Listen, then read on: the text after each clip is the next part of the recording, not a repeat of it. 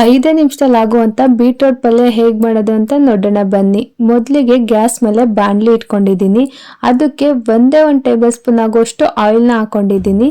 ಎಣ್ಣೆ ಕಾದಿದ್ದಾದ್ಮೇಲೆ ಸಾಸಿವೆ ಜೀರಿಗೆ ಹಾಕೋತಾ ಇದ್ದೀನಿ. ಸಾಸಿವೆ ಚಿಟಪಟ ಅಂತ ಸಿಡ್ದಿದ್ದಾದ್ಮೇಲೆ ಸ್ವಲ್ಪ ಕಡಲೆಬೇಳೆ ಉದ್ದಿನ ಬೇಳೆ ಹಾಕೋತಾ ಇದ್ದೀನಿ. ಅದನ್ನು ಕೂಡ ಬ್ರೌನ್ ಕಲರ್ ಬರೋ ರೀತಿ ಫ್ರೈ ಮಾಡ್ಕೋಬೇಕಾಗುತ್ತೆ. ಹಾಗೇನೆ ಸ್ವಲ್ಪ ಕರಿಬೇವು ಹಾಕೋತಾ ಇದ್ದೀನಿ. ಇವಾಗ ಈರುಳ್ಳಿ ಒಂದು 8-10 ಹಸಿಮೆಣಸಿನಕಾಯಿನ ಹಾಕೊಂಡಿದ್ದೀನಿ. ಹಸಿರು ಮೆಣಸಿನಕಾಯಿನ ಮಧ್ಯಕ್ಕೆ ಸೀಳ್ಬಿಟ್ಟು ಹಾಕೊಂಡಿದ್ದೀನಿ.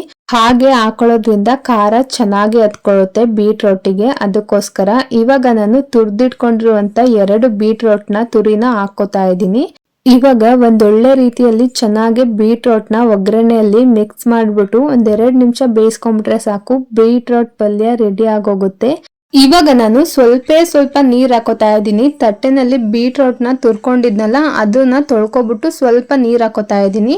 ಇವಾಗ ನಾವು ಹಾಕುದ್ವಲ್ಲ ನೀರನ್ನ, ಅದು ಡ್ರೈ ಆಗೋವರೆಗೂ ಚೆನ್ನಾಗಿ ಫ್ರೈ ಮಾಡ್ಕೋಬೇಕಾಗತ್ತೆ. ಆ ರೀತಿ ಫ್ರೈ ಮಾಡ್ಕೊಂಡಿದ್ದಾದ್ಮೇಲೆ ಬೀಟ್ರೋಟ್ ಪಲ್ಯ ರೆಡಿ ಆಗೋಗುತ್ತೆ. ತುಂಬಾ ಸುಲಭವಾಗಿರುತ್ತೆ ಇದು. 5 ನಿಮಿಷಕ್ಕೆ ರೆಡಿ ಮಾಡ್ಬೋದು. ಮಕ್ಕಳು ಟಿಫನ್ ಬಾಕ್ಸಿಗೂ ಅಷ್ಟೇ 5 ನಿಮಿಷದಲ್ಲಿ ರೆಡಿ ಮಾಡಿ ಕಳಿಸ್ಬೋದು. ಇವಾಗ ನಾನು ರುಚಿಗೆ ತಕ್ಕಷ್ಟು ಉಪ್ಪನ್ನ ಹಾಕೋತಾ ಇದ್ದೀನಿ.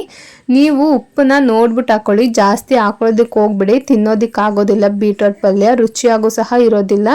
ಈ ಪಲ್ಯ ಚಪಾತಿಗೆ, ರೊಟ್ಟಿಗೆ, ದೋಸೆ ಎಲ್ಲದಕ್ಕೂ ಪರ್ಫೆಕ್ಟ್ ಕಾಂಬಿನೇಷನ್. ಬೀಟ್ರೋಟ್ ತಿಂದ್ರೆ ರಕ್ತನೂ ಕೂಡುತ್ತೆ, ತುಂಬಾ ರುಚಿಯಾಗೂ ಇರುತ್ತೆ. ಈ ಪಲ್ಯ ತುಂಬಾ ಈಸಿಯಾಗಿ 5 ನಿಮಿಷಕ್ಕೆ ಮಾಡ್ಕೋಬಹುದು. ಬೇರೆ ತರ ಪಲ್ಯನೂ ನಿಮಗೆ ಬೀಟ್ರೋಟ್ ಬೇಕು ಅಂತಂದ್ರೆ ನನ್ನ ಚಾನಲ್ಗೆ ಹೋಗಿ ಚೆಕ್ ಮಾಡಿ. ಇವಾಗ ನಾನು ಕೊತ್ತಂಬರಿ ಸೊಪ್ಪನ್ನ ಹಾಕ್ಬಿಟ್ಟು ಫೈನಲ್ ಆಗಿ ನೋಡಿ ಈ ರೀತಿ ನೀರೆಲ್ಲ ಹಿಂಗೋಗ್ಬೇಕು, ಅಲ್ಲಿವರೆಗೂ ಫ್ರೈ ಮಾಡ್ಕೊಂಡ್ರೆ ಬೀಟ್ರೋಟ್ ಪಲ್ಯ ರೆಡಿ ಆಗುತ್ತೆ. ತುಂಬಾ ರುಚಿಯಾಗಿರುತ್ತೆ. ಇದೇ ತರ ಕುರ್ಮಾ ನಿಮ್ಗೆ ಇಲ್ಲ ಕೂಟು ಎಲ್ಲ ಬೇಕು ವಿಡಿಯೋ ಅಂತ ಅಂದ್ರೆ ನಾನು ಡಿಸ್ಕ್ರಿಪ್ಷನ್ ಅಲ್ಲಿ ಇದೆ, ಹೋಗಿ ಚೆಕ್ ಮಾಡಿ. ಈ ವಿಡಿಯೋ ಇಷ್ಟ ಆಯ್ತು ಅಂದ್ರೆ ಲೈಕ್ ಮಾಡಿ, ಶೇರ್ ಮಾಡಿ, ನನ್ನ ಚಾನಲ್ನ ಸಬ್ಸ್ಕ್ರೈಬ್ ಮಾಡ್ಕೊಳ್ಳೋದಂತೂ ಮರಿಬೇಡಿ. ಇದೇ ತರ ಈಸಿ ರೆಸಿಪೀಸ್ಗೆ ನನ್ನ ಚಾನಲ್ನ ಫಾಲೋ ಮಾಡಿ. Thank you.